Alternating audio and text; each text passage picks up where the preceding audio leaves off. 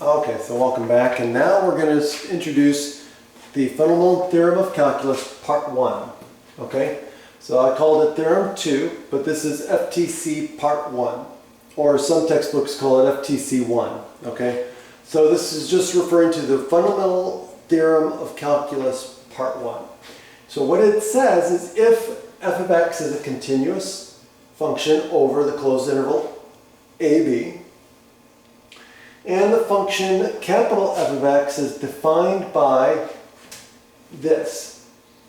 Capital F of x is equal to the integral from a to x of f of t dt. Then f prime, the derivative of capital F of x, is equal to lowercase f of x over ab. Okay, so now,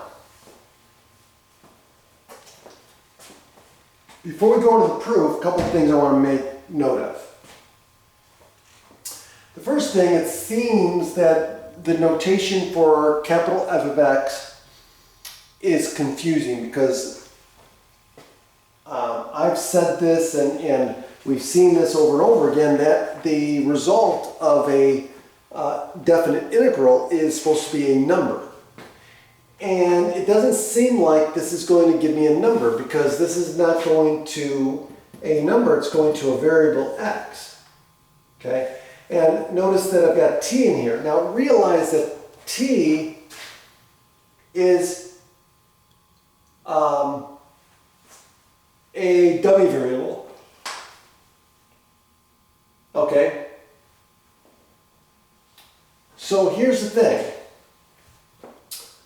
It's true that definite integrals are just numbers. And if you look at this function, if we stick in a value for x here, we will get a number. Just like if we stick a number in here for x, we're going to get a number. So we're defining this function by taking the integral from some starting point a to the variable x to define this function. But sure, yes, if we put in a value for x, we'll definitely get a number. Just like if we put a value in for x here, we will get a number. Okay, so that's the first thing.